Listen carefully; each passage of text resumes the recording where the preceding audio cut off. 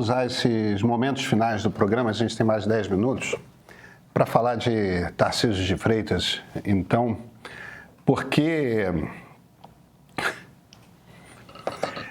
Meu Deus do céu, mas que comentário é esse? Tem uma coisa muito interessante,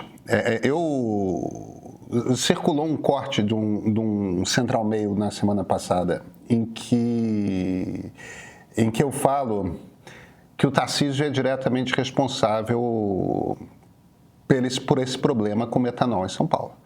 Porque, de fato, está começando a aparecer em outros estados, mas o fato de que surge em São Paulo deixa óbvio onde que é o centro da distribuição, né?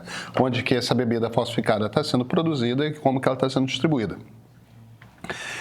E uma quantidade imensa de pessoas, é muito engraçado, quando você vai ali no corte, tanto no YouTube quanto no Instagram, a maioria dos comentários são assim, na base do por que o Tarcísio é o responsável? Já tinha PCC antes?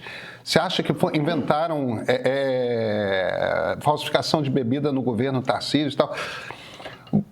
E esses são os comentários que me divertem mais, né? Marcando a conta na rede social do Tarcísio e Tarcísio processa ele. Como se as pessoas não soubessem que constitucionalmente o governador do estado é responsável pela integridade e segurança de todos os cidadãos daquele estado. Então, dizer que Tarcísio é responsável pela segurança em São Paulo e se há uma onda de crime, o responsável direto é o governador do estado, como se isso não fosse um simples repetir o que já está escrito na Constituição. E, de alguma forma, me parece que esse troço está começando a pegar. Esse comentário ontem do Tarcísio, eu entendo que foi uma tentativa ruim de fazer uma piada. Quando ele se vira, eu não estou preocupado com isso, quando estiverem falsificando Coca-Cola, aí eu me preocupo. Eu entendo que foi uma tentativa desastrada de fazer piada, mas a quantidade de pessoas que caiu nas redes sociais ontem dizendo que era o comentário "eu não sou coveiro" do Tarcísio, do tipo, é o governador lavando as mãos do tipo, dane-se vocês que bebem, eu não bebo, entendeu? Danem-se vocês que morrem de Covid, eu não sou coveiro. Como se ele não tivesse absolutamente nada com isso. Eu não sei exatamente o que está acontecendo, mas a impressão que eu tenho... Eu quero ouvir primeiro você, Flávia, porque você é de São Paulo, e depois o Gabriel, porque evidentemente é político, e talvez tenha uma sensibilidade que nós, que somos apenas jornalistas, não temos. Me parece que, desde a decisão de se bolsonarizar por completo, xingando Alexandre de Moraes na sua pregação por anistia, na tentativa desesperada de conseguir o apoio que nunca veio para a candidatura dele à presidência do Bolsonaro, aí começa a se afastar Kassab e tal, aquela coisa toda que a gente está vendo de um mês para cá. De alguma forma, me parece que entrou meio que em colapso a própria identidade do Tarcísio. Ele tentou tantas identidades diferentes, tantas fantasias diferentes como personagem político, que ele entrou em parafuso e se perdeu. Ele está completamente perdido. Ele desmontou e não sabe se construir mais. Eu não sei o que está acontecendo, mas tem algum desastre acontecendo, sabe, Flávio? É minha impressão vendo de longe. Eu sei. Não, deixa a Flávia responder primeiro. Guarda. Eu sei. Eu desconfio que ele nunca esteve montado. A gente só não estava prestando atenção. Pode ser. Porque ele se ergueu nas costas de Bolsonaro. Não é à toa que é tão grato a ele. Não era... Veja, ele ganhou a eleição mais barbada do planeta aqui no estado de São Paulo. Num vácuo absoluto de centro-esquerda de São Paulo. A centro-esquerda em São Paulo, a gente tem esquerda em São Paulo, que é o Boulos hoje. A gente não tem um nome de centro-esquerda em São Paulo forte para concorrer. Não, tem sim, que foi o candidato, mas primeiro que um candidato de esquerda no estado de São Paulo é muito difícil se eleger. Claro. Segundo que naquele momento, 2022, o Tarcísio ganhou a barbada. Era uma barbada. Ele não precisou fazer campanha, ele não precisou fazer nada. Ele se elegeu porque ele era o Tarcísio, ministro do Bolsonaro.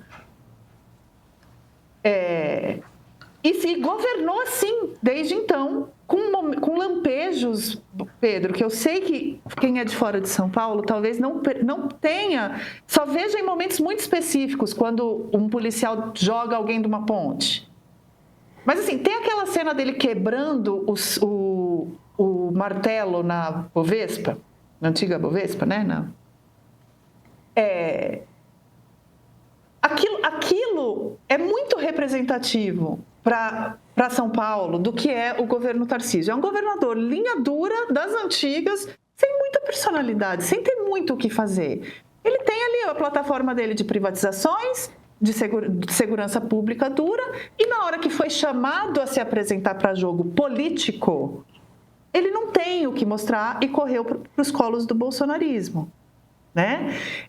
Se ele tivesse tentado jogar parado, ele talvez estivesse melhor, né? Agora, somou-se a isso que veio a coisa da Operação Carbono Oculto. Essa história do metanol só ganhou a proporção que ganhou porque também teve uma esteira de acontecimentos, teve uma esteira de desmantelamento, de olhar para o PCC e tal. E o que ele fez? Em vez dele se apropriar e falar assim, não, nós vamos agora para cima, já que o discurso é linha dura, né? Estou pensando como... Da mesma forma que eu pensei como Celso Amorim, estou pensando como um Tarcísio. O que eu vou fazer? Vou para cima, nós vamos arrebentar. Se for PCC, nós vamos... Que é o discurso linha dura que funciona. Não, qual foi a primeira coisa que ele fez? Não é o PCC. Eu garanto que não é o PCC. Cara, isso ficou parecendo que ele estava advogando para o PCC. Ficou uma coisa que não funcionou para o público dele, e aí para a centro-esquerda e para a esquerda é um prato cheio, aí vai nadar de braçada. Né? A centro-esquerda em São Paulo sofre para ter bons momentos, sofre muito no estado de São Paulo. Estou falando, a cidade oscila, né? A cidade alterna. O estado é uma vez na vida, outra não. Vamos lembrar, gente, se eu não me engano, no ano que a Dilma foi reeleita, o candidato a governador de São Paulo foi o Mercadante. O Alckmin enfiou ele no bolso, entendeu? É uma coisa, pelo amor de Deus. A esquerda sofre no estado de São Paulo, não tem nomes fortes. A hora que vê uma oportunidade dessa, aí vai explorar mesmo e vai sair bem. Eu acho que o Tarcísio ainda tem chance de se recuperar para o governo do estado. Para presidente, tá interessante de acompanhar. Talvez vou discordar um pouquinho da Flávia nesse sentido. A minha análise é que a reeleição do Tarcísio é muito garantida, concordando com ela muito mais pela ausência de um oponente do que talvez pelos seus próprios méritos pessoais. Sim. Mas a explicação que o Pedro me pediu é o seguinte, Pedro. Você quer deixar um bolsonarista nu? Confronta ele com a realidade. Vou dar alguns exemplos aqui. Debate de Eduardo Leite com Onyx. Candidato, e qual é a sua proposta para a dívida do Estado? Responde, Onyx, é melhor que a sua. Tudo bem, candidato, mas qual é a sua proposta? Num trecho de debate que aniquilou a eleição no Rio Grande do Sul, de um candidato que tinha renunciado para ser presidente, começou claudicante, mas deu a sorte de enfrentar um bolsonarista no segundo turno. Quantos bolsonaristas, salvo raras exceções, venceram as eleições em capitais em debates de segundo turno no ano passado? Segundo exemplo, Jair Bolsonaro muito possivelmente seria reeleito, sim, se não houvesse uma coisa óbvia chamada pandemia, em que gente morre se não é vacinado. O que está acontecendo agora e que desnuda a situação do governador é porque não há dúvidas que o bolsonarismo gosta de quebrar martelo, de fazer cena, de falar de meme, de zombar dos adversários, de bancar o machão, o construtor, o sujeito que entrega. Perfeito. Quando morre gente que você se conecta, porque o problema é que hoje com as mídias sociais a desconexão entre as pessoas no mundo real é muito grande, né? A gente passa pelas ruas, tem 15 mil pessoas em Belo Horizonte, na Sarjeta. Você está no trânsito, 3 horas travados, acontece. tem gente sem moradia, tem gente sem hospital de qualidade. E parece que isso não é a urgência do Brasil. A urgência do Brasil é o assunto do dia na mídia social. A urgência do Brasil é quem matou Odete Roitman. Esses são os assuntos que conectam. E para isso tem muito político que usa suas mídias sociais para palpitar. Eu sempre acho ridículo político entrando em trend. Sabe?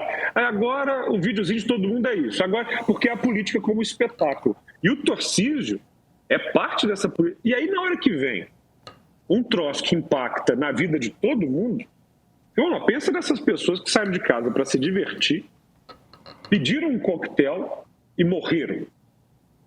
Uma ficou cega. Semana passada, eu sou dono de bar. Eu gravei um vídeo falando, deixa eu contar para vocês, aqui no meu bar, a gente compra com nota fiscal, vem lacrado, mostrei todo o processo e no final, as nossas garrafas não vão para o lixo. A gente tritura as garrafas e esse vidro triturado vai para reciclagem, porque a gente já sabe há muito tempo que ao fazer isso, eu estou garantindo que não haja o uso desses recipientes para o mercado clandestino. Eu atuo nas duas pontas, para proteger o cliente na compra e para proteger o cliente na possibilidade dessa garrafa ser utilizada. Cadê a preocupação dos políticos que estava dialogando como com o setor de bares e restaurantes de São Paulo, de Minas, porque bebida falsificada, olha lá, quem gosta de uísque ou quem gosta de destilado, botou um pouquinho na boca e já viu que aquilo ali não é de verdade. Mas isso circula há anos, o preço está na cara, o cheiro está na cara. Mas na hora que vem alguém e morre, aí você tem um problema de verdade. Por quê? É medo. Vai ver o impacto nos setores de bares e restaurantes. Eu não posso reclamar. Semana passada, acho que isso é resultado de alguma credibilidade, meu bar estava bombando. E todos os dias eu ia, olha, pode ficar tranquila que as bebidas são assim. Mas você já imaginou o problema para cada dono de bar de São Paulo, para cada dono de restaurante? O que foi o impacto? O que está sendo o impacto no mundo real, na economia real de São Paulo? Nas pessoas falam, não, eu não vou beber, eu não vou fazer isso, eu não vou fazer... Isso é um problema real, do mundo real. E metanol não é lulista ou bolsonarista. Bebida falsificada não é lulista ou bolsonarista. Gente cega no hospital, morta no hospital, não está defendendo Lula ou Bolsonaro. Aí, essa gente não sabe o que fazer. Porque não tem como culpar o Lula, não tem como culpar o Bolsonaro. É um problema real. É tipo um buraco na rua, um hospital sem remédio, uma escola sem professor. E se tem uma coisa que desnuda esse tipo de candidato, é a vida real. Porque agora, qual é a legislação que vai ser aplicada? Qual é a medida da polícia? Como é que vai se fazer para recuperar o setor? Qual que é o impacto? Isso, Flávia, envolve sentar na mesa com gente que discorda de você, com forças políticas diferentes, com partidos diferenciados, porque o mundo real exige política real, e não política de meme, e não política de internet, e não essa bestificação que está acontecendo nos nossos dias. Então, o que eu sinto que isso é um rasgo aí na imagem do Tarcísio, mas não a ponto, obviamente, de prejudicá-lo para o governo, Flávia, no sentido em que eu sinto que falta a oposição real, né? Porque senão, se houvesse... É um caso muito parecido aqui em Minas, né? Ou seja, hoje você tem o vice... Desculpa. Não, pode falar, pode falar. Você tem o vice-governador, que é o Matheus Simões, você tem o Cleitinho, que é o candidato, e você tem, assim, a esperança da esquerda e a da moderação, assim, e aí, Rodrigo Pacheco, o que você vai fazer da vida? Rodrigo, será que eu vou para uma cadeira de ministro de STF? Conversei com ele semana passada. E aí, Rodrigo? Então, assim, assim, se ele não é o candidato, vamos falar sério aqui, se o Rodrigo Pacheco, senador por Minas Gerais, presidente do Senado, não for o candidato ao governo de Minas, é uma situação de vazio. O PT não tem um nome para lançar ao governo aqui. O PT não tem, o PSOL não tem, o PDT não tem, Rede não tem. Digo, candidaturas viáveis, robustas. Sim. Ou seja, este vazio, olha que momento, o Lula se recupera com uma ajuda enorme que vem do cenário internacional, Trump e Eduardo Bolsonaro. Isso não reflete na recuperação das esquerdas, ou das centro-esquerdas, como se falou, nos cenários estaduais. E campanha presidencial sem apoio nas campanhas governamentais, enfrenta seus problemas. Vou abrir aqui uma outra luzinha de preocupação para este governo. Sempre que o presidente está bem, é ótimo, é claro. Mas a campanha é no chão. A campanha envolve governador, candidato ao Senado, candidato a deputado. E nesse tocante, Flávio, das proporcionalidades, o PT continua tomando uma surra. Grande. Eu concordo. Grande. E eu concordo, mas deixa só, eu acho que eu não me expressei bem quando eu falei, para o governo eu acho que o Tarcísio ainda pode se recuperar. Não é que eu acho que ele não vai ganhar, não. O que eu quis dizer é, eu acho que essas coisas, ele se recupera desse mau momento. Não quis dizer que ele não está... Ele segue amplo favorito no estado de São Paulo, inclusive eu acho que essa é uma das razões que pode fazê-lo desistir da candidatura presidencial, óbvio, né? Eu não quis dizer que esta crise atual tira ele do páreo no governo de São Paulo de forma alguma. É só que arranhou, mas não o suficiente. Quando eu comecei aqui, a frase não tinha nem todavia, nem contudo, nem mas, não. Era concordando com você, só pegando o seu gancho e seguindo. Até porque eu sinto assim, para gente que está na disputa política, assim, pelo menos para o meu perfil de político, há um descolamento de resultado e voto, sabe, Flávio? O tal de fiz isso, gerou tal resultado, implementei tal política, beneficiou tais pessoas, parará, pururu, ou seja, aquilo que sempre coordenou muito os pleitos eleitorais, tenho experiência, parará, pururu, isso, pelo jeito, sai um pouco de moda. É o meme, a fama, é o videozinho mais ridículo, é o TikTok mais acessado.